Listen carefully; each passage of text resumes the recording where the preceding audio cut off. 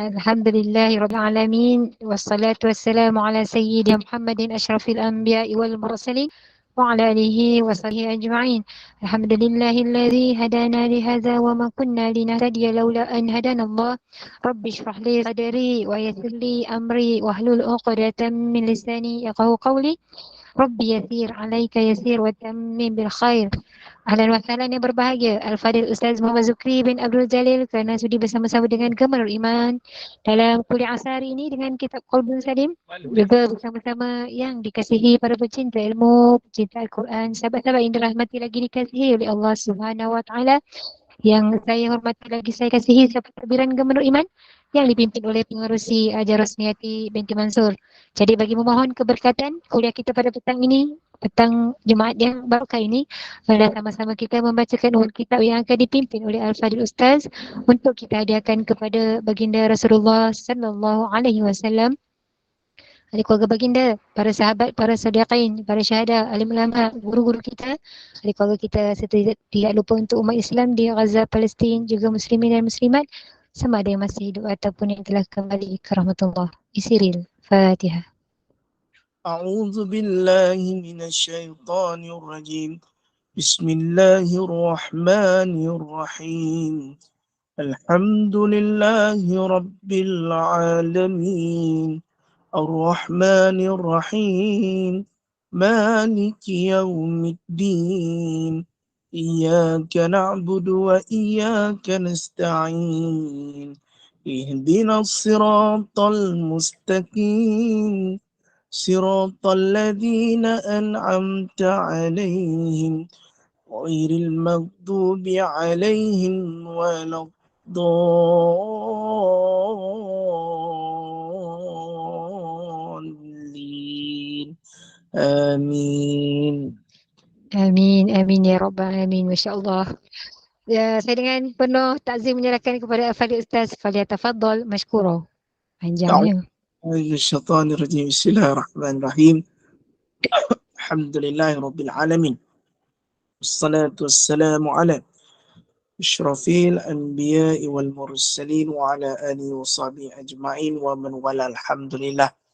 Terima kasih diucapkan kepada moderator kita, Kekanda Amira, yang saya muliakan, sahibul fadilah, tuan-tuan imam, tuan-tuan Bilal, para alim ulama, dan juga yang saya kasihi ayah-ayah, ibu-ibu, abang-abang, kakak-kakak yang dikasihi oleh Allah SWT. Apa khabar, sihat ke? Alhamdulillah. Syukur pada Allah Subhanahu Wa Taala dengan kasih sayangnya, dengan rezekinya, dengan izin kurniaannya dapat kita bersama pada hari ini bagi menyambung bicara kita berkaitan dengan kitab Qalbun Salim. Baik, alhamdulillah. Terima kasih kepada bonda-bonda, khususnya daripada pentadbiran Gema Nur Iman yang menyatakan khabar tentang sakit saya ni. Alhamdulillah. Sekarang ni beransur pulih, cuma selera makan tu kurang sikit lah. Makan tu ada tapi kurang sikit lah. Perut masih tak berapa okey untuk masuk makanan-makanan yang keras. Masih lagi dengan perut-perut. Ada masih tak memula seperti yang pertama lah. Yang pertama memang lesu lah. Penyakit ni namanya rotavirus. Boleh search lah dekat Google. Tapi biasa kanak-kanak kena lagi teruk daripada dewasa. Dewasa tu alhamdulillah dia boleh lagi. Tapi sekarang pun perut saya masih sebu lagi. Masih berangin. Kalau masuk tak berapa sedap. Cuma dia boleh berkuliah lah. Sebab yang sakit perut bukan mulut. Kalau mulut sakit tak boleh kuliah. Maka alhamdulillah saya mohon doa di petang yang berkat ini daripada ibu-ibu, ayah-ayah. Mudah-mudahan saya diberikan kesembuhan seluruh keluarga daripada sakit, insya-Allah. Wallahu a'lam. Baik, hari ini kita buka buku surat 264 bab yang ke-8. Boleh? Okey, dah buka. Hari ini kita masuk dalam satu sifat yang dipanggil iaitu takabur ataupun disebutkan sebagai sombong. Sombong ni sangat tak baik, bahkan sombong ini adalah bukan sifat mahmudah tetapi sifat mazmumah. Jadi manusia sombong bukan Allah Ta'ala tak suka, manusia pun tak suka. Sombongnya dia ni, kan? Tak boleh sombong-sombong dengan orang. Tak boleh sombong dengan nikmat yang kita ada. Tak boleh sombong dengan rezeki yang kita ada. Tak boleh sombong dengan kejayaan kita. Kita hari ni kita belajar. Maksudnya semua itu datang daripada Allah Subhanahu wa Ta'ala. Bukan pada orang lain. Tetapi daripada Allah Ta'ala. Baik. Mari kita tengok. Ketahuilah sombong ialah merasakan dirinya lebih sempurna daripada orang lain dan melihat orang lain lebih hina daripadanya. Sebab di sini menekankan satu sifat, jangan terlalu melihat diri kita sempurna bila kita have everything. Bila kita mempunyai segala-galanya. Tuan rahmati Allah. Sebab ada orang bila teruji dengan nikmat, ada orang teruji dengan tiada nikmat. Ada orang yang teruji dengan kekayaan, ada orang yang teruji dengan kemiskinan. Sebab tu si sombong itu adalah si kaya. Si hina itu adalah si miskin. Adakah kita boleh mengatakan kaya dan hina itu boleh menyebabkan kita dipandang rendah, dihina, diangkat? Tetapi ini realiti. Bila orang tu berharta dipuji-puji. Bila orang itu berjaya diangkat-angkat. Bila orang itu mendapat nama, ada yang mengaku kawan. Tetapi bila orang tu miskin, dekat pun tak mau. Bila orang itu miskin, bertanya khabar pun tidak. Tapi bila berjaya, wah ramai pula kawannya. Sebab itu sombong ini adalah sifat yang tak baik. Kerana ia sebahagian sifat syaitan ataupun iblis. Laknatullah. Na'uzubillah. Mudah-mudahan kita tak termasuk dalam golongan tersebut. Kita jangan sombong. Hari ini kalau kita dipuji dengan kelebihan yang kita ada, sebutlah hadza min fadli rabbi. Kita tak ada kekuatan melainkan semua kehendak daripada Allah Ta'ala. Baik. Disebutkan sombong ini termasuk dalam sifat-sifat yang tercela yang ada di dalam hati dan ia adalah maksiat hati yang tersembunyi yang paling besar. Nampak? Disebutkan ulama ia termasuk dalam sifat-sifat yang tercela yang ada di dalam hati dan ia adalah maksiat hati yang tersembunyi yang paling besar. Dan Allah dan juga berkata Imam Al-Haddad menyebutkan antara penyakit-penyakit hati yang berbahaya dan sifatnya yang membinasakan ialah sombong yang biasanya hanya disifati oleh para syaitan yang terkutuk. Maka di sini Imam Al-Haddad sebut antara penyakit-penyakit hati yang berbahaya dan sifatnya yang membinasakan ialah sombong. Yang biasanya hanya disifati oleh para syaitan yang terkutuk. Maka sifat sombong ni adalah sifat syaitan. Allah Subhanahu wa Ta'ala telah berfirman menceritakan tentang iblis yang terkutuk. Allah Subhanahu wa Ta'ala menyebut di dalam Quran surah Al-Baqarah ayat 34. A'udzu billahi minasy syaithanir rajim. Aba wastakbar wa kana minal kafirin. Ya iblis, enggan dan menyombong diri dan jadilah ia daripada kumpulan yang tidak beriman, yakni kafir, sombong. Sebab itu ada mempunyai sebesar Zahrah, sifat sombong tidak akan masuk ke dalam syurga. Don't be a perfect person. But if you have a perfect person, you must syukur, insyaAllah. Sebab apa? Bila mana kita rasa diri kita sempurna. Sebab ada orang memandang kita sempurna. Sedangkan yang sempurna di dalam kitab Tauhid menyebutkan Allah Ta'ala. Sifat manusia tak sempurna. Sebab itu, kalau kita merasakan diri manusia sempurna, itu salah. Kalau kita kata manusia tu, sempurnanya dia. Tengok dia baiklah. Kau tengok Facebook dia, hari-hari cerita benda baik. Kau tengok hari-hari dia share something yang baik. Kan, kita berkata, wow, kalau dia ni mesti perfect kot. Kan, Baik, betul tak? Kita suka judge seseorang itu daripada apa yang kita lihat. Tiada yang sempurna. Tak minta maaf nak. Saya sebutkan nak menuju pada siapa-siapa. Kadang kita nampak orang tu pakai jubah. Kita nampak orang tu pakai kopiah. Wah, perfect bro. Kan? Cuba tengok muka dia. Dah lah handsome, tinggi pula tu, kaya, perfectnya. Kita dah salah anggap tentang sempurna. Sedangkan manusia tu takkan sempurna. Melainkan Allah. Allah tu sempurna. Maknanya kalau hari ni kita menilai seseorang itu sempurna, itu salah lah. Contoh kita mengahwini seseorang lelaki sebab kita melihat dia seorang seperti yang sempurna kalau menjadi seorang suami. Cerdik, agama, ada harta, handsome.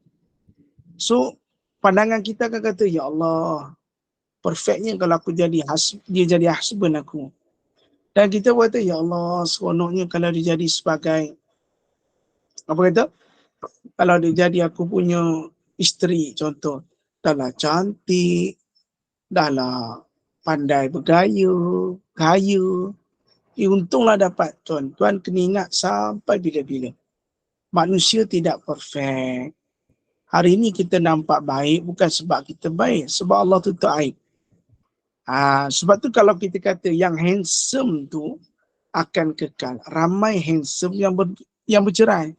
Kalau kita katakan rumah tangga itu kekal sebab kaya, ramai juga yang kaya bercerai. Tuan rahmati Allah. Sebab itu kalau kita mengatakan sebab daripada cantik itu adalah satu kenikmatan rumah tangga, tidak. Tetapi yang solehah itu yang terbaik. Yang saleh itu terbaik. Sebab itu perkataan mawadah, warahmah dan sakinah adalah perkara yang perlu ada. Saling melengkapi antara satu sama lain. Tak handsome bukan maknanya tak baik. Tak baik bukan bermaknanya tak handsome. Kedua-duanya kadang-kala ada, kadang-kala tak ada. Maka jadi manusia sentiasa beringat, jangan ada sifat sombong. Walaupun kita diberikan nikmat yang berbeza pada orang lain. Sebab kita semua sama. Yang membezakan kita dengan Allah, dengan manusia yang lain adalah takwa. Sebab tu Nabi sebut, siapa yang miskin, ada sebagian mengatakan orang miskin ni lebih awal masuk ke dalam syurga. Dan majoriti orang yang masuk ke dalam syurga adalah mereka yang miskin. Dan kita tengok juga antara sahabat Nabi SAW, kebanyakannya adalah orang hitam. Tetapi tempatnya adalah syurga Allah. Orang kata golongan Habsyi. Tapi tetap syurga Allah. Sebab miliknya syurga Allah ini, wajahnya itu akan diputihkan oleh Allah Subhanahu Wa Taala di dalam syurga. Masya Allah, tabarakallah. Batu hari ini jangan terlalu sombong. Kadang kita cantik wajahnya, tapi buat maksiat, tapi di akhirat kelak dihitamkan asbab daripada dosa kita. Tak apa. Sebab tu kena beringat sampai bila-bila. Baik. Disebutkan juga orang yang menyombongkan diri sangat dibenci oleh Allah Subhanahu Wa Taala. Sebagaimana telah dinyatakan dalam firman Allah Subhanahu Wa Taala, Innahu la yuhibbul mustakbirin. Sesungguhnya dia Allah tidak menyukai orang yang menyombong diri. Orang yang menyombong diri, takabur, belagaklah kita sebut sebagai sombong dengan apa yang dimiliki. Tak boleh. Sebab tu orang kata, Ustaz, kalau dia show off kereta, show off rumah, adakah sombong? Tak. Sombong tu hanya pada Tuhan dia. Dan kita tak boleh declare pada seseorang itu sifat sombong. Tetapi orang yang sombong tak perasan dia sedang ada sifat sombong. Disebut sebagai belagak lah. Enggan, sombong, menolak. Itu keadaannya lah. Dan firman Allah lagi, Allah Ta'ala sebut dalam Quran, Innallaha la yuhibbu kulla mukhtalin fakhur. Sesungguhnya Allah tidak suka kepada setiap orang yang sombong dan membanggakan diri. Allah sebut lagi dalam surah Al-Lu'man, Innallaha la yuhibbu kulla mukhtalin fakhur. Sesungguhnya Allah tidak suka kepada setiap orang yang sombong dan membangga-banggakan diri. Ujub dan takabur. Ujub takabur ni dia macam satu sifat tetapi different perkataan. Ujub bangga diri, sombong rasa lebih hebat daripada orang lain. Asbab daripada ujub. Yelah aku ni, bangga diri, lalu sampailah kepada perbuatan sombong. Na'udzubillah min zalik. Bila Allah menyebut tentang innallaha la yuhibbu kulla mukhtalin fakhur. Sebenarnya Allah tak suka kepada setiap orang yang sombong dan membanggakan diri. Sebab tu jangan terlalu suka bangga-banggakan diri. Show off, ujub dalam amal. Dalam perbuatan lain, bagaimana Ustaz? Sebab tu, walaupun perbuatan lain tidak berdekatan dengan amal, contoh show off dengan harta, show off dengan bahagia, bangga dengan diri, apa yang dikecapi, ada kalanya boleh menenggelamkan kita, bahkan boleh terkena satu sifat dengki, iri hati daripada orang lain. Sebab tu ulama selalu pesan 3 perkara. Itulah jangan diceritakan. Bukanlah bermakna haram, tetapi ada daripada segi penjagaannya. Bukan haram, tetapi ada manfaat dan mudaratnya. Kan? Tentang usianya. Jangan cerita. Lepas tu tentang usianya, apa lagi tuan? Lepas tu tentang sesuatu kebahagiaan rumah tangga. Itu semua antara perkara-perkara yang sering dilakukan. Begitu juga dengan harta. Memang ialah mungkin bukan niat nak sombong ataupun ujub, tapi perasaan ingin beritahu tu ada, supaya menjadi kepuasan setelah dia mendapatkan apa yang dia dapat. Tapi cuma di situ banyak mudarat atau juga manfaat. Sebab tu kat situ kena berjaga-jagalah. Sebab antara perkara yang dipesan almarhum Tuan Guru kami, manusia ni dia sukar untuk melihat senang, bahagia ataupun kelebihan orang. Bahkan manusia ni lebih cenderung kepada perkara-perkara yang menimpa seseorang, terutamanya kesusahan, kepayahan, kehilangan ataupun kejatuhan. Di situ lebih seronok daripada melihat sesuatu yang mendatangkan manfaat kepada seseorang. Sebab tu jangan kita sesekali mudah menceritakan, atau sikit-sikit bolehlah, tapi jangan terlalu kerap, bahaya, mengundang kepada bahaya yang besar, insya-Allah. Baik. Allah Subhanahu wa taala berfirman, Qila dukhulu abwaba jahannam khalidina fiha fabi'sa maswal mutakabbirin. Dikatakan kepada mereka, masukilah pintu-pintu neraka jahanam itu. Kekallah kamu di dalamnya. Amat buruklah tempat tinggal orang yang sombong. Dekat dunia, dia sombong dengan apa yang dia miliki. Tetapi tempat tinggal orang di akhirat, tempat tinggal orang yang sombong di akhirat kelak adalah di dalam neraka Allah. Masukilah. Qila dukhulu abwaba jahannam khalidina fiha fabi'sa maswal mutakabbirin. Masuklah pintu-pintu neraka jahanam itu, kekallah kamu di dalamnya. Amat buruklah tempat tinggal orang yang sombong, iaitu dalam neraka Allah. Kecil ya Ustaz, sombong sikit tak boleh? Tak boleh. Sebab kamu siapa untuk sombong? Kamu cantik, kamu nak sombong. Siapa kamu?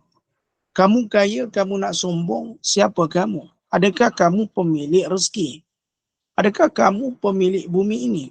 Kamu sedar rezeki itu Allah yang beri. Cantik itu juga Allah yang bagi. Sehat itu juga Allah yang jadikan. Kenapa harus kita sombong? Cuba renung-renungkan. Kenapa perlu sombong? Hari ini kalau anak kita berjaya dan kita sombong dengan jiran kita, Kenapa perlu sombong? Sedahkah kita bahawasanya semua kejadian ini adalah qadarullah, kehendak Allah. Atas usaha kita, Allah jadikan. Kenapa perlu kita bangga diri? Kenapa perlu kita mengangkat diri? Kenapa kita perlu berasa kita ni hebat setiap apa yang kita dapat? Betul? Tapi kalau kamu tetap kekal dengan sifat itu, Allah memberi satu satu ayat, fabi'sal maswal mutakabbirin. Amat buruklah tempat tinggal orang yang sombong, iaitu qila dkhulu abwaaba jahannam khalidina fiha. Iaitu masuklah pintu neraka Jahannam. Pintu-pintu neraka Jahannam. Allah, Ustaz jadi selama ni Ustaz, saya belagak lah Ustaz. Ustaz selama ni saya ni, sifat saya ni ya Allah Ustaz. Yalah, dengan saudara-saudara, dengan adik-beradik lain. Oh, sungguh Ustaz, macam mana Ustaz? Hari ni baru saya insaf lah Ustaz. Bila dengar kuliah Ustaz, jadi insaf lah ya Allah. Dulu saya ni belagak sungguh Ustaz. Apa saya ni, tak tahulah Ustaz ni akan sombong lah. Apa yang Allah bagi. Saya pandang orang lain hina sebab saya ni ada segalanya. Allah Ustaz, macam mana Ustaz? Taubatlah kita. Jadi Ustaz macam mana sikap? Tu saya kata. Satu, sifat kita tu menyebabkan tentang satu sifat yang buruk dengan Allah Ta'ala satu. Kemudian hubungan manusia semakin dibenci. Semakin orang tak senang. Semakin orang tak mau dekat. Sebab apa? Sifat tu. Sampai satu saat kalau kita datang dia akan kata, dah datang dah si belagak tu. Nampak? Kesan dia besar. Bukan hanya kesan pada perjalanan kita menuju syurga, tetapi kesannya juga antara sesama manusia. Allahumma salli ala Sayyidina Muhammad. Takut juga kita sebenarnya benda ni. Kadang-kadang itulah kita. Yang aku nak bagi tahu ni, anak aku ni kerja pilot. Anak aku ni kerja sebagai engineer. Nah, belagaknya sombong kita lah. Nanti jiran pun kata, ilah macam anak dia seorang tu. Nah, satu, hubungan dengan manusia beda. Sebab sifat sombong tu, belagak dia, takabur. Seolah-olah anak dia je yang hebat. Anak kita ni je lah, anak kita kerja tak hebat, kerja dispense, hantar makanan. Tapi tak bolehlah dia seolah-olah menunjuk apa yang dia ada. Belagak, sombong, ujuk. Tak boleh, kena jaga-jaga. Kalau orang tak tanya, jangan bagi tahu. Kalau orang tanya, bawa bagi tahu. InsyaAllah. Kongsilah benda-benda baik. Alhamdulillah, dapat hari ni. Jangan show off. Kita nak bagi tahu sesuatu berita baik, ada dua cara. Cara kita deliver apa yang kita perlu deliver. Cara kita bercakap supaya tak nampak sombong. Kita dirahmati Allah. Tengok. Kata baginda Nabi SAW, Allah Subhanahu wa ta'ala berfirman, Al-kibriya'u ridai wal-azamatu izari faman naza'ani wahida minhumal alqaituhu fi jahannama wala ubali. Ketinggian itu selendangku dan kebesaran itu kainku, maka sesiapa yang mencabut dan merebut nama mana-mana salah satu antara keduanya daripadaku, pasti aku akan mencampakkan ke dalam api neraka Jahannam dan aku tidak peduli. Apa katanya? Al-kibriya'u ridai wal azamatu izari. Ketinggian itu selendangku dan kebesaran itu kainku, maka sesiapa yang mencabut dan merebut mana-mana salah satu antara keduanya daripadaku, aku mencampakkannya ke neraka Jahannam dan aku tidak peduli. Maksud di sini apa? Kata riwayat Muslim, Abu Daud dan Ibnu Majah, lafaz ini adalah daripada Ibnu Majah. Lafaz Abu Daud, fadhaftuhu finnar, dan lafaz Muslim, azabtuhu. Dan dia berkata, wa izaratul bil ghibah. Sombong, kibri'ah. Kibri'a'u. Maksud dia apa? Sombong itu al-kibri'a'u. itu selendangku. Tuan rahmati Allah. Allah kata apa? Pakaianku. Al-kibriya'u adalah pakaianku. Jangan ambil. Sombong itu adalah pakaianku. Allah wajib. Allah bersifat begitu. Kenapa? Memang sebab Allah jadikan semua. Maka kamu manusia tak ada apa-apa. Kenapa kamu perlu sombong? Sebab tu Allah Ta'ala berfirman, Al-kibriya'u ridai. Sombong merujuk pada perkataan kibriya'un adalah selendangku ataupun pakaianku. Maksud dia apa? Merasakan diri lebih tinggi daripada orang lain dengan melihat dirinya lebih mulia daripada orang lain. Itu adalah sifat Allah. Mana ada orang yang mulia daripada Allah, melainkan Allah mulia daripada segala apa yang dijadikan. Maka jangan ambil tentang sifat Allah. Tak boleh. Faham? Pakaian Allah. Tak boleh ambil. Dan juga wal azamatu izari. Merasa agung. Merasa hebat. Pula keadaan sesuatu pada dirinya mulia, sempurna dan kaya. Yang mulia tu Allah. Yang sempurna tu Allah. Dan kaya tu Allah. Sebab tu Allah sebut wal azamatu izari. Kebesaran itu adalah kainku. Maka sesiapa yang mencabut dan mencerebut mana-mana salah satu antara keduanya daripadaku. Tak boleh. Dua tu Allah punya. Tentang sombong ataupun merasa hebat. Itu pakaian Allah Ta'ala. Pakaian tu bukan makna pakaian kita kata pakai Allah memakai, tidak. Perumpamaan itu adalah adanya pada sifat Allah. Dan kamu manusia tak boleh ada sombong hatta dengan merasa hebat. Azamatu. Faham? Faham lah? Makna tu milik Allah sifat tu. Kan? Bukan kamu. Kamu manusia tak boleh. Kenapa kamu rasa kamu mulia? Sebab ada ilmu. Subhanaka la ilma lana illa ma 'allamtana innaka antal alimul hakim. Sebab kamu rasa kamu sempurna, kamu salah. Sebab sempurna itu hanya milik Allah, bukan pada makhluk. Jangan kamu suka-suka kamu rasa kamu perfect. Dan juga kaya.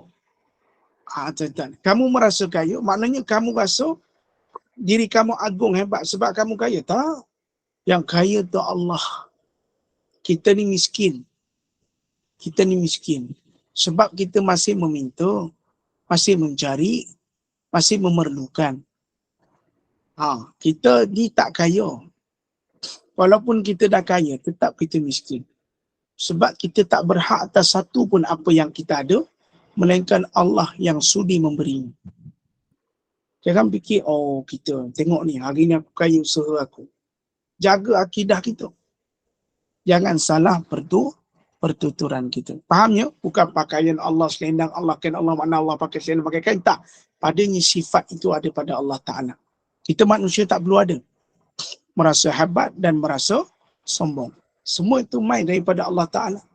Sihat kita, sakit kita, handsome kita, cantik kita, kaya kita, miskin kita. Kita tugas kita ikhtiar. Sudah kaya, ikhtiar kita menggunakan kaya itu ke jalan Allah.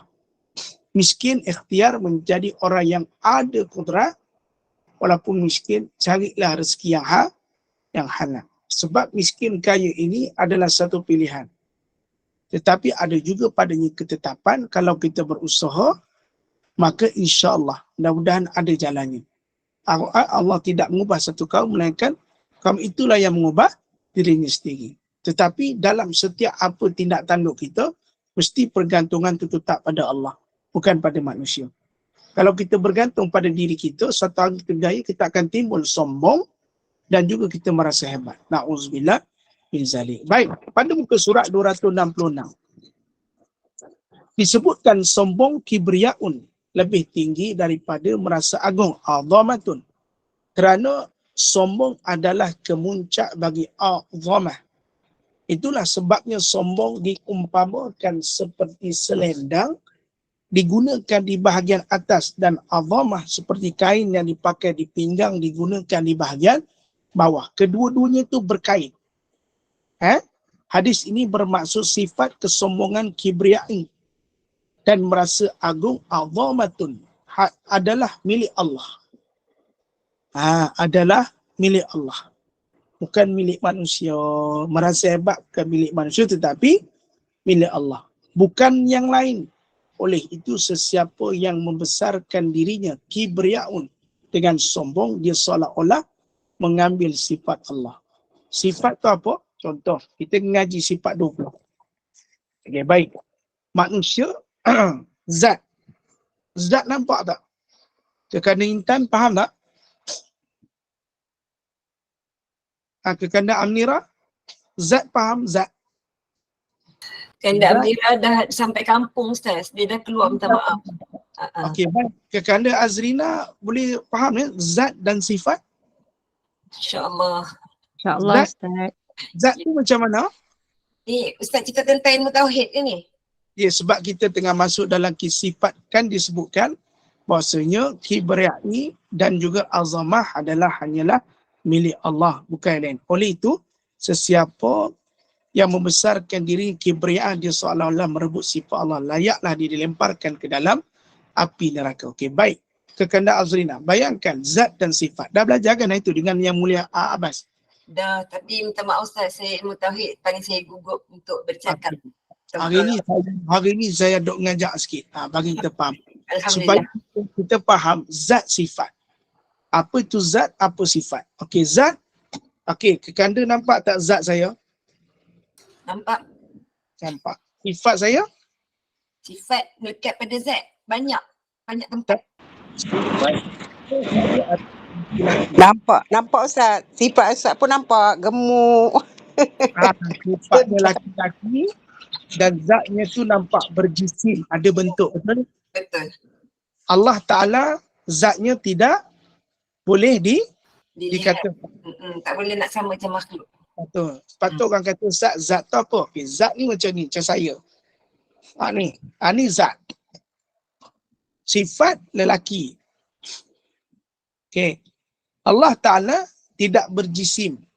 Allah Ta'ala tidak terlihat pada zatnya. Tetapi sifatnya ada. Kerana itu adanya wujud Allah, tetapi zat itu tidak dinampakkan, tetapi sifatnya ada. Kalau kita menyamakan zat Allah tu dengan sama dengan zat makhluk, makanya tidak boleh. Dan sifatnya makhluk berbeza dengan sifatnya Allah.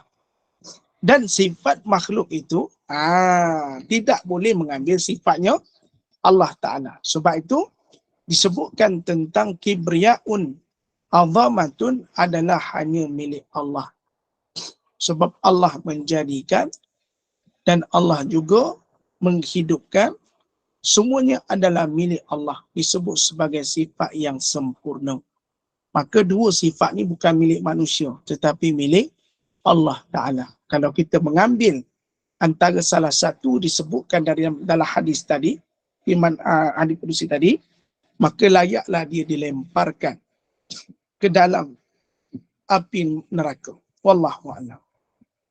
Sifat Allah itu wujud. Wujudnya manusia tetapi tidak sama seperti wujudnya Allah. Faham? Sebab manusia ni bersifat baharu. Allah itu tidak bersifat baharu. Manusia ni dilahirkan.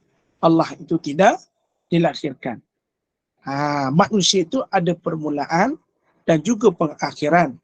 Tetapi Allah itu tidak ada permulaan. Bahkan tiada pengakhiran. Walaupun tidak terlihat pada zat, tetapi sifatnya itu mencakupi, akan disebutkan zat Allah Subhanahu wa Ta'ala yang maha sempurna dan tidak dikatakan sebagai mukhalafatuhu lil hawadis.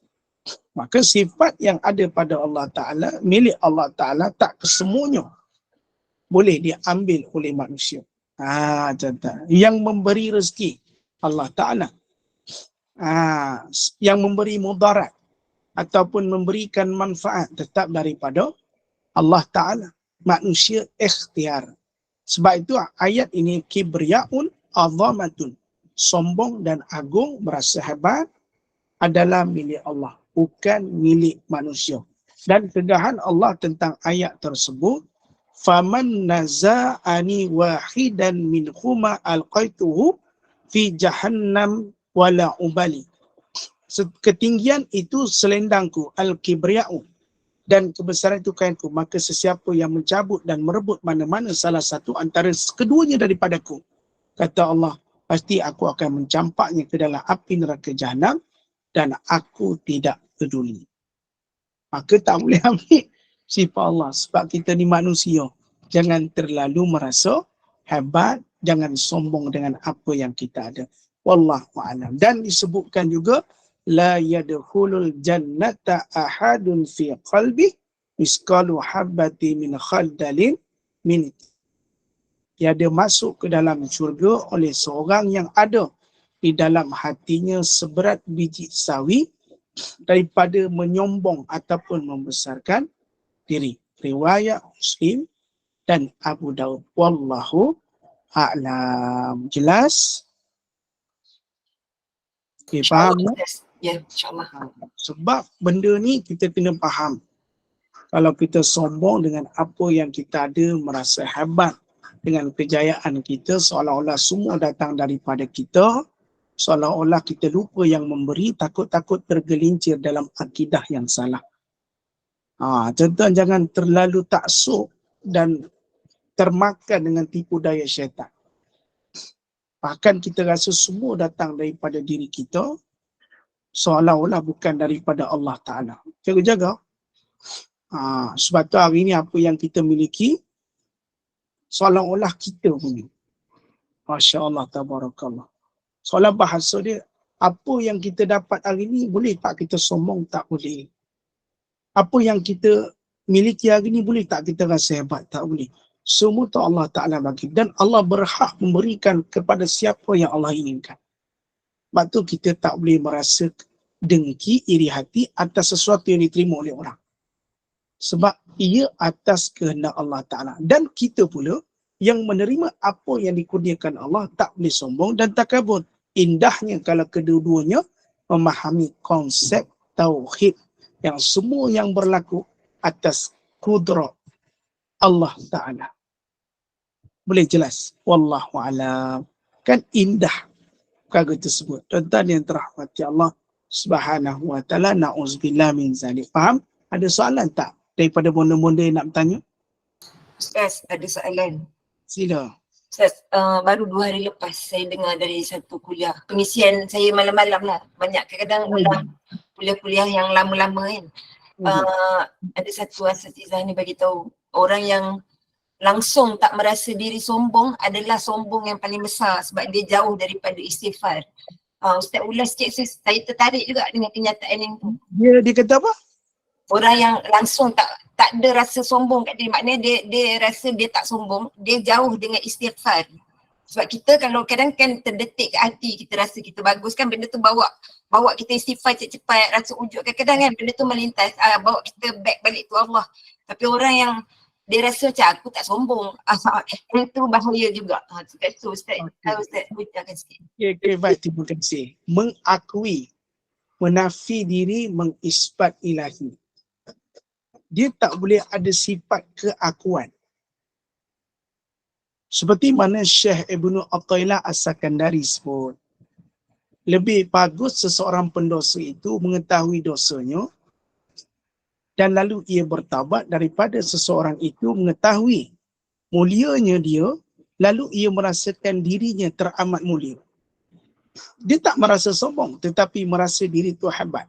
Sebab tu tuan-tuan, disebutkan tadi, tuan-tuan tengok pada kalimah di atas, sombong lebih tinggi daripada merasa agung, azamatun, kerana sombong adalah kemuncak bagi azamah. Itulah sebabnya sombong diutamakan seperti selendang digunakan di bahagian atas dan azamah. Hebat ni seperti kain yang dipakai di pinggang, digunakan di bahagian bawah. Okey, baik. Kita balik semula ke kandang Azrina, tabiat manusia. Sikit-sikit mesti akan datang sombong dan merasa hebat. Bila dipuji, bila diangkat, bila dikata tentang kelebihan. Tak lari punya. Sikit mesti ada. Sikit tu mesti ada. Sebab itu merasa diri sempurna itu tak boleh. Sifat dia begitu. Kalau kita kata orang yang tidak sombong ni, rupanya dia sebenarnya sombong. Ya, dia merasakan kebaikan ia itu sebab ada azamah pada dia, barulah dia akan datang pada sombong. Kalau azamatun itu telah menguasai dia, lama kelamaan dia akan pergi ke satu peringkat yang disebut kata kibriyaun, iaitu sombong. Bila dia rasa diri dia tak sombong, sebenarnya dia lebih sombong. Maknanya sepatutnya kita kena rasa banyak istighfar, sebab lebih hebat pendosa yang melakukan dosa tetapi dia bertaubat daripada si ahli ibadah yang merasakan dirinya hebat seperti tidak berdosa. Faham tak dua kalimah tu? Faham. Mana dia terjerat duduk dalam keadaan yang dia selesa tu, balik lagi bahaya. Dia terjerat pada dua keadaan. Ya. Seolah-olah, itu waktu Syekh Ibn Athaillah sebut, si maksiat walaupun pelakunya itu menyebabkan ianya lebih bertaubat lebih baik daripada si pelaku kebaikan, merasa dirinya hebat, lalu dia tak merasakan dirinya seolah-olah tidak berdosa. Sebab tu bagi mereka itu dia terpalit dengan satu azamatun, merasa diri hebat. Lama kelamaan dia rasa hebat dan dia akan datang pada sombong. Sebab itu kata Allah dalam sebuah hadis tadi yang kita baca, azamatun itu seperti kain, kibriyaun itu seperti selendang. Kain di bawah, selendang di atas. Dahulu mesti datang kepada kain, kemudian baru selendang.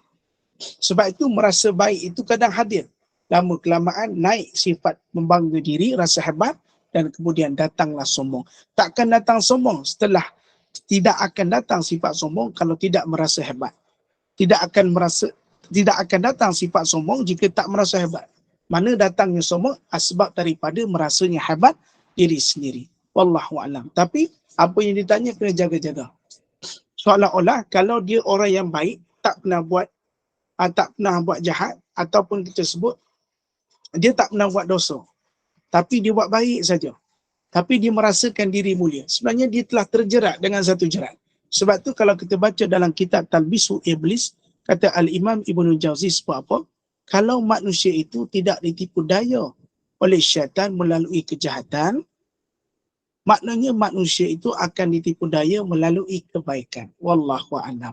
Mudah-mudahan jelas ya.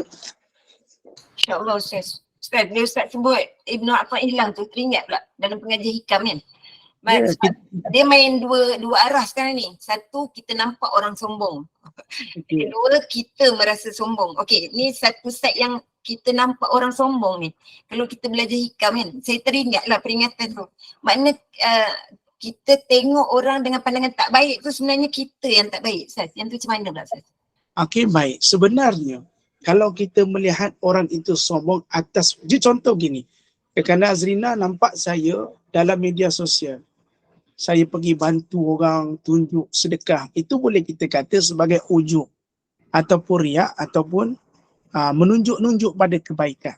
Itu cara pandang tu, Ustaz. Sebenarnya benda-benda tu yang takut kan. Kita nak elakkan cara pandang yang macam tu. Okey, baik. Terima kasih. Sebenarnya berkata Syekh Abdul Qadir Al-Mandili, pandanganmu itu, kata-katamu itu merujuk kepada hatimu. Betul, saya suka peringatan. Makna saya akan back balik diri saya yang jahat. Faham tak, Ustaz? Takutnya. Masalah orang, kita terlalu mudah judge person daripada apa yang kita lihat. Kita kena mudah faham. Pandangan kita, mulut kita adalah melihat kepada hati kita. Kan kita belajar sebelum ni, ungkapan yang baik, tutur yang baik, pandangan yang baik, ataupun pandangan yang cantik adalah datang daripada hati yang bersih. Bermakna kalau sikit-sikit kamu pandang orang, kamu kata orang sombong. Sikit-sikit kamu pandang, alah sajalah tu, nak riak lah tu. Bermakna kamu telah mengalami satu masalah, iaitu penyakit hati. Wallahu a'lam. Ustaz, boleh nak tanya, tadi Ustaz cakap syaitan dia boleh memperdaya ke orang, kalau yang mana tidak boleh secara baik, dia akan buat secara kejahatan. Boleh Ustaz bagi contoh yang mudah untuk setiap satu tu? Dia silap tu terbalik. Saya sebut sekiranya syaitan tidak dapat menipu kita, Dalam kebaikan, syaitan akan menipu daya kita dalam kebaikan. Yelah, Maknanya maksudnya dia dia kalau tidak boleh dapat dalam bentuk kebaikan, dia akan tipu daya kita dalam bentuk kejahatan, macam tu. terbalik. Terbalik. Okey, macam ni dengar ya bonda. Okey. Aha. Dan syaitan mengajak kepada kita, alah tak payahlah solat, tak payahlah tutup aurat. Kita solat juga, kita tutup aurat juga. Jadi macam mana dia nak tipu kita? Dalam tutup aurat kita adalah semata-mata bukan kerana Allah tetapi kerana manusia. Dan pada sama solat kita timbulnya sifat selain daripada Allah. Aku solat sebab nak dipuji aku baik.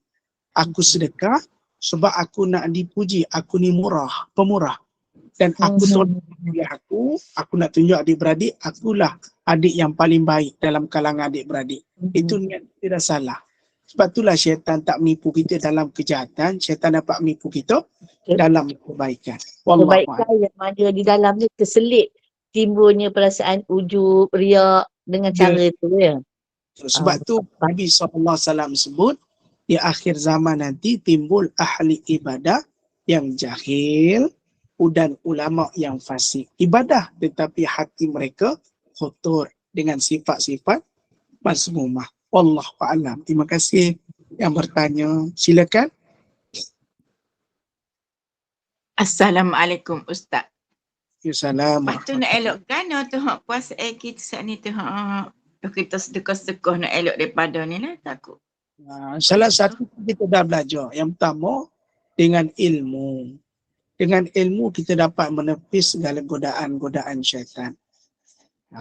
Dan kita kena sentiasa menerapkan diri kita tentang sifat keakuan itu perlu dibuang. Aku melakukan kebaikan pada hakikatnya Allah yang memberi hidayah untuk aku melakukan kebaikan. Hari ini aku bangkit untuk solat subuh berjemaah. Bukan sebab aku hebat, tetapi Allah yang menggerakkan segala kudrat tubuh badanku ini dengan kurniaannya dapat aku menjalani solat subuh berjemaah. Pakat belaka semua daripada Allah. Membuang diri, menafi diri dan mengisbat pada ilahi. InsyaAllah. Mana lebih kepada lillahi ta'ala. Ya, kita tak ada apa-apa. Kita ni kosong. Melainkan semua apa yang ada Allah Ta'ala berkehendak. Cuma ikhtiar tu daripada manusia. Wallahu a'lam. Faham Cik Ha dah? Okey, fahamlah sebab kita bimbang takut duk suka sedekah gapo takut jadi tak ada pahala lah gitulah. Kita Sebab kita niat hati memang kita dah lillahi ta'ala dah. Gitulah maksudnya. Kita kalau bimbang jangan tak buat, kena buat.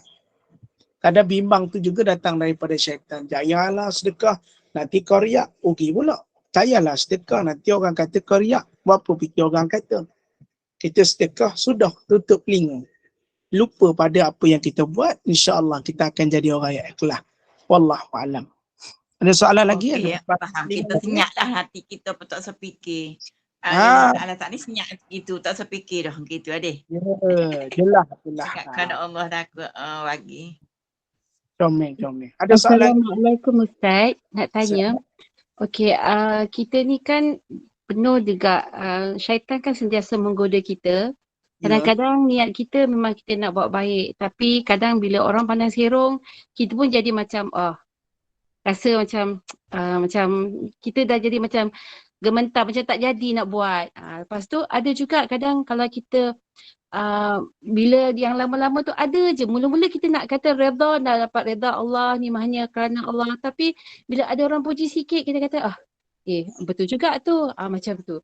Jadi macam mana kita nak betulkan balik niat kita ni Allah, maknanya sentiasa biar kita apa yang kita buat ni hanya semata-mata kerana Allah. Sebab itu di dalam kita mengaji ni iaitu ilmu tasawuf. Tasawuf ni pada niat kita. Tasawuf ni pada rohani kita. Kadang-kadang kalau meninggalkan sesuatu kerana manusia dipanggil riak. Takut kita manusia kata-kata buat apa? Maknanya kita nak menunjuk sebab manusia kebaikan tu. Tak. Kalau kita buat kerana Allah, itu namanya sesuatu yang tidak perlu diambil tahu tentang mulut manusia. Lepas tu kata dalam sebahagian kitab mengatakan meninggalkan sesuatu perbuatan kerana manusia dipanggil riak. Kalau buat satu kerana manusia dan kalau manusia itu berkata sesuatu, maknanya kita tak buat lah. Tu kena jaga-jaga. Tu riak tu. Meninggalkan sesuatu perbuatan atau amal kerana manusia dipanggil riak. Sebab kalau manusia tu tak cakap, baru kita buat. Tak. Kita buat kerana Allah Ta'ala. Bercakap tu normal sebab mulut dia bukan mulut kita. Kan. Lepas tu kalau kita dah buat, kadang kita bercakap balik. Atau antara salah satu tanda ikhlas seseorang dalam perbuatan adalah melupakan kebaikan. Sebab itu, antara cara Allah Ta'ala nak bagi kita ikhlas, bila kita tolong dan orang yang kita tolong tu mengatakan sesuatu yang menyebabkan kita sakit hati. Allah nak tengok, adakah kita ni ungkit balik ke, cakap balik ke tidak? Itulah cara Allah ajar kita supaya ikhlas. Kita minta kita diberikan kesabaran, Allah beri ujian supaya belajar untuk sabar. Kita minta Allah Ta'ala berikan kita ketaatan. Allah hadirkan orang-orang yang selalu berlaku taat, adakah kita mampu untuk taat? Itu semua adalah cara Allah untuk mendidik kita. Wallahu a'lam.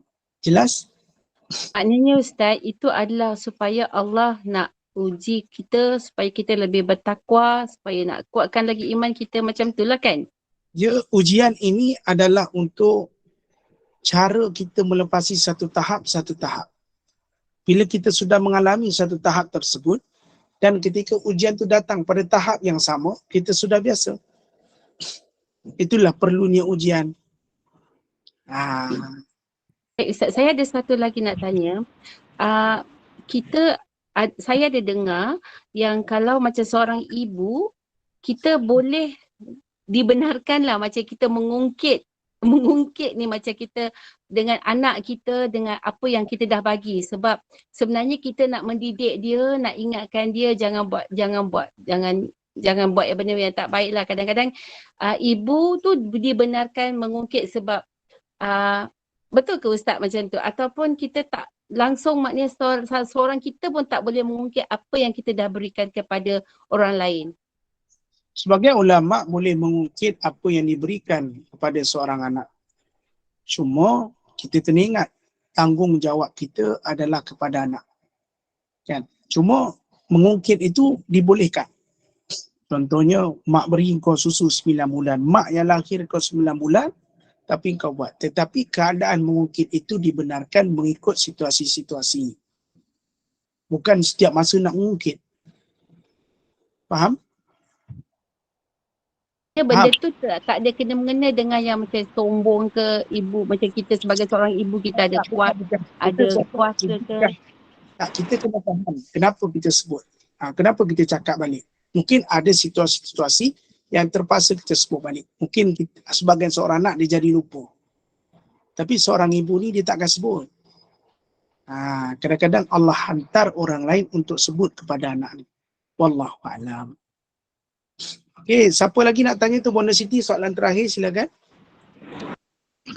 Ustaz, bisa katalah macam kita cakaplah dengan anak kita.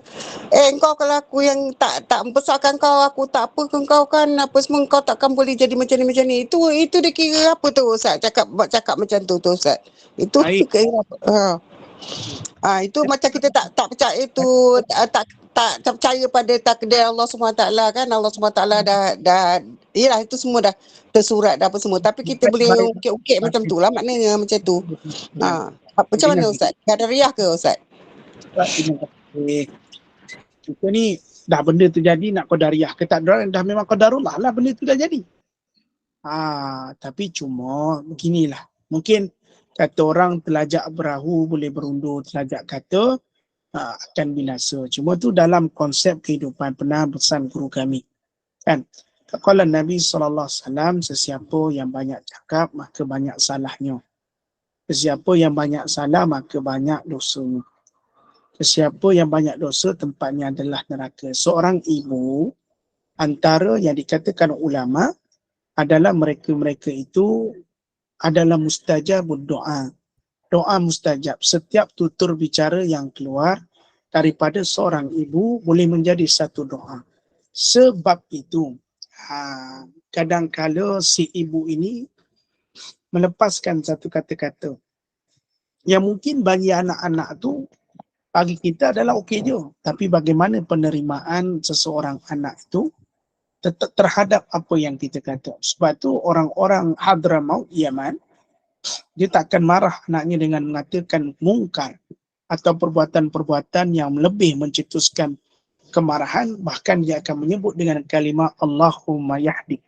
Semoga Allah memberi petunjuk pada kamu. Wallahu a'lam. Cuma apa sekalipun. Maksudnya Ustaz nak tambah sikit Maksudnya dia kita nak katakan dia aku nak tarik balik lah. Orang kata saat ni salah tu tak siap pula. Nak tarik balik. Ya Allah, astagfirullah tak siap. Salah kata boleh gitu. Ambil balik. Bagi saya jelas dulu.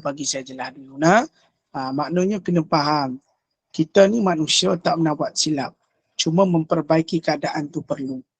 Maka janganlah kita ni berasa sombong, ego dengan apa yang kita ada, walaupun kita sebagai seorang ibu. Tak perlu rasa jatuh maruah seorang ibu sebab membetulkan keadaan lalu memberikan yang terbaik bagi si anak. Sebab tu mulut tu kena jagalah. Kalau kita hari ni dah terlepas, betulkanlah balik. Kan kita bukan sengaja, mungkin di saat itu kita tak perasan. Wallahu a'lam. Takat tu dululah kita berhenti, nanti tersambung ke surat 266 insya-Allah. Doakan saya sihat. Doakan saya disembuhkan daripada sakit. Sebab tu nampak lembut je mata Ustaz Muhadi Jol kan? Slow je. Alhamdulillah Ustaz. Ada hikmah besar Ustaz. Ustaz, minta izin Amira minta saya tutup kuliah. Boleh ke? Ganti dia. Kita tamat kat sini petang ni Ustaz. InsyaAllah next kita sambung pada muka surat sebelah tu ya. Sambung mula tu. Okay, Alhamdulillah, jazakumullah khairan kathira jazak pada Al-Fadhil Ustaz Muhammad Zukri yang telah membuka tajuk baru petang ini pada bab ke-8 iaitu sombong, takabur. Mudah-mudahan segala ilmu yang telah direzekikan Allah Subhanahu Wa Taala untuk kita petang ini membawa kita untuk sama-sama muhasabah diri, merenung hati, berbanyakkan istighfar agar kita tidak mudah merasa sombong dengan apa juga kemampuan, keupayaan atau kelebihan yang ada pada diri, dan tidak juga mudah memandang orang lain dengan kedengkian atau rasa iri hati hingga terlahir pandangan bahawa orang lain itu sombong atau takabur. Wal'iyazbillah. Segala kekurangan dan ketidaksempurnaan sepanjang kuliah asar ini berlangsung, saya Puan Azrina Abu Bakar mewakili tim The Menur Iman memohon jutaan kemaafan. Sedikit hibahan untuk kuliah malam ini, insya-Allah usai maghrib nanti pada jam 8 malam sambungan pengajian tauhid kitab syarah Matan Ummul Barahin jilid kedua bersama Yang Amat Arif Datuk Haji Abbas bin Nurdin. Sekali lagi dengan penuh hormat dan ucapan terima kasih juga mendoakan Ustaz seisi keluarga sembuh daripada ujian yang sedang Allah berikan. Saya mempersilakan Al-Fadhil Ustaz untuk menutup kuliah asar kita dengan tasbih kafarah dan suratul Asr. Saya sudahi dengan wabillahi taufik wal hidayah. Assalamualaikum warahmatullahi wabarakatuh. Dipersilakan Ustaz. Subhanakallah wa bihamdihi asyhadu an la ilaha illa anta nastaghfiruka wa natubu ilaik. Bismillahirrahmanirrahim. Wal 'asr innal insana lafi khusr illa alladhina amanu wa 'amilus salihat wa tawassaw bil haqq wa tawassaw bis sabr. Billahi taufik. Assalamualaikum warahmatullahi wabarakatuh. Insyaallah